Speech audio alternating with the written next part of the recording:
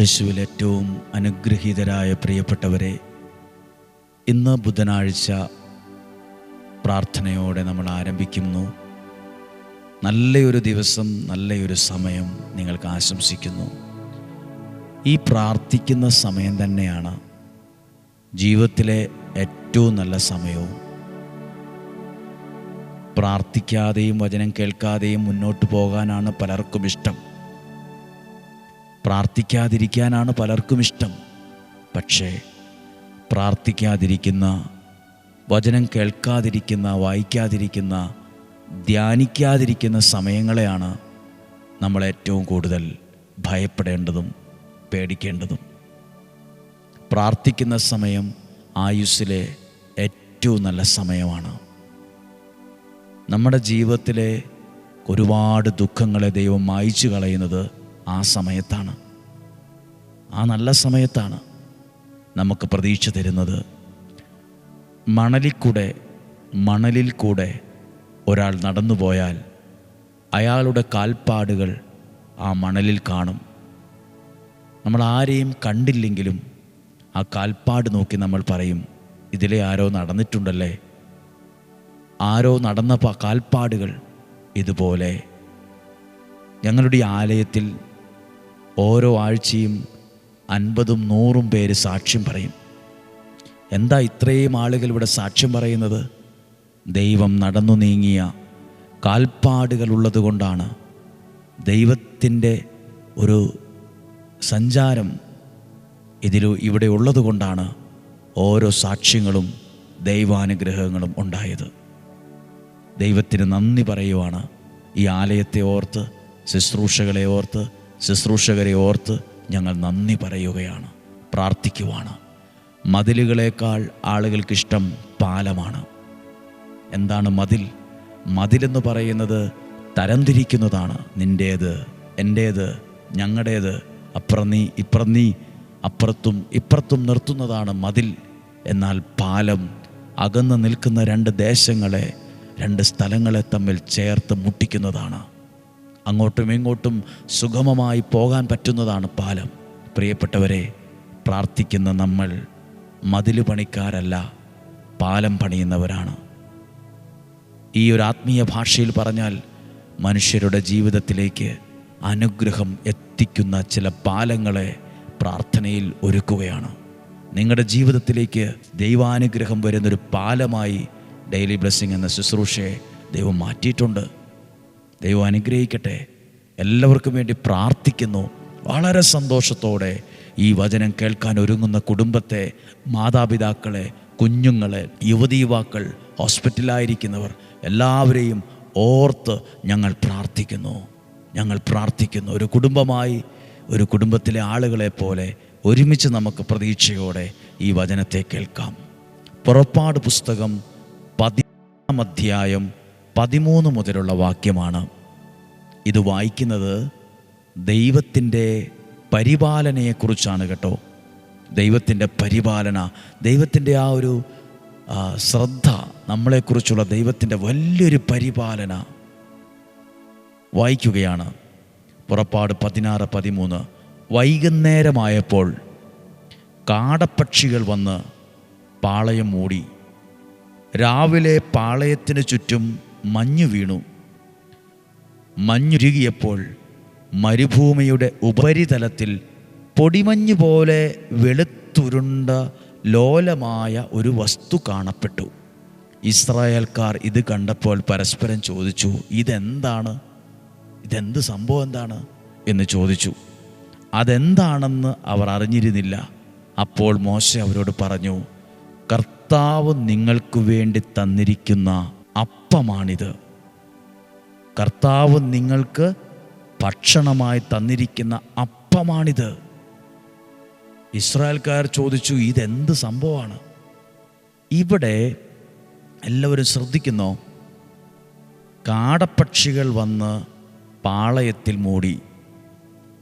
ഇത് മരുഭൂമിയാണ്. മരുഭൂമിയിൽ എവിടെയാണ് മഞ്ഞ്? ഞാൻ ഈ വാക്യം മാത്രമായെന്ന് പറയുന്നത്, മഞ്ഞുരുകിയപ്പോൾ മരുഭൂമിയുടെ ഉപരിതലത്തിൽ പൊടിമഞ്ഞ് പോലെ വെളുത്തുരണ്ട ഒരു വസ്തു കാണപ്പെട്ടു. നമ്മൾ കണ്ടിട്ടില്ലേ, നമ്മൾ മീനൊക്കെ മേടിക്കാൻ പോയാൽ അതെല്ലാം ഐസിനകത്ത് വെക്കും കേടാകാതിരിക്കാൻ. മത്സ്യം എങ്ങനെയാണ്? ഐസിനകത്താണ് മത്സ്യം ഇട്ടിരിക്കുന്നത്, മീനിട്ടിരിക്കുന്നത്, കേടാകാതിരിക്കാൻ, ചീയാതിരിക്കാൻ, ഒരു കുഴപ്പവും ഉണ്ടാകാതിരിക്കാൻ, ഇല്ലേ?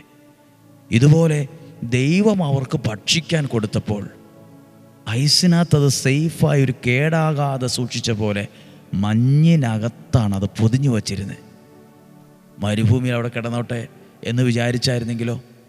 ദൈവത്തിൻ്റെ ഒരു പരിപാലനയുണ്ട്. അതാ പറയുന്നത്, ഉപരിതലത്തിൽ മഞ്ഞുരുകിയപ്പോൾ പൊടിമഞ്ഞ് പോലെ വെളുത്തുരുണ്ട ലോലമായൊരു വസ്തു അവർ കണ്ടു. അപ്പോൾ അവർക്ക് മനസ്സിലായില്ല ഇതെന്ത് സംഭവമാണ്, മഞ്ഞുരുകിയപ്പോൾ ഒരു വസ്തു. അപ്പോഴാണ് പറയുന്നത്, ഇത് ദൈവം നിങ്ങൾക്ക് ഭക്ഷിക്കാൻ തന്ന അപ്പമാണ്. ആ അപ്പത്തെക്കുറിച്ച് മാത്രമല്ല, അത് മഞ്ഞിനകത്ത് പൊതിഞ്ഞ വച്ചിരുന്നേ, കേടാകാതെ. ഇത് ദൈവത്തിൻ്റെ പരിപാലനയാണ്. പ്രിയപ്പെട്ടവരെ, എനിക്കും നിങ്ങൾക്കുമുള്ള അനുഗ്രഹത്തെ പൊതിഞ്ഞു വച്ചിരിക്കുന്നൊരു ദൈവമുണ്ട്, സൂക്ഷിച്ചു വച്ചിരിക്കുന്നൊരു ദൈവമുണ്ട്, നമുക്കായത് നൽകാൻ ആഗ്രഹിക്കുന്ന ദൈവമുണ്ട്. അവർക്ക് മനസ്സിലായില്ല അതെന്താണെന്ന്.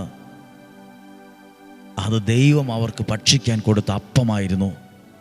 ഓരോ ഡെയിലി ബ്ലെസ്സിങ്ങും ഉണ്ടല്ലോ, നിങ്ങൾക്കുള്ള ദൈവാനുഗ്രഹത്തെയാണ് നിങ്ങളുടെ കരങ്ങളിൽ എത്തിക്കുന്നത്. ഇതൊരു മതിലല്ല, ഇതൊരു പാലമാണ്. മതിലുകളേക്കാൾ മനുഷ്യർക്കിഷ്ടം പാലമാണ്. പാലം ഭയങ്കര ഇഷ്ടം, അത് കാണുന്നത് ഒരു സന്തോഷമാണ്. നിങ്ങളുടെ ജീവിതം നിങ്ങൾ ആരുമാകട്ടെ കേട്ടോ, നിങ്ങൾ ആരുമാകട്ടെ, ഏതു സഭയിൽ ഉള്ള ആളാകട്ടെ, ഈ വചനം കേൾക്കുന്ന നിങ്ങളുടെ അടുത്തേക്ക് ദൈവം ചില നന്മകളെ എത്തിക്കുന്ന പാലമാണ് ഈ ശുശ്രൂഷ. ഇതൊരു മതിലല്ല.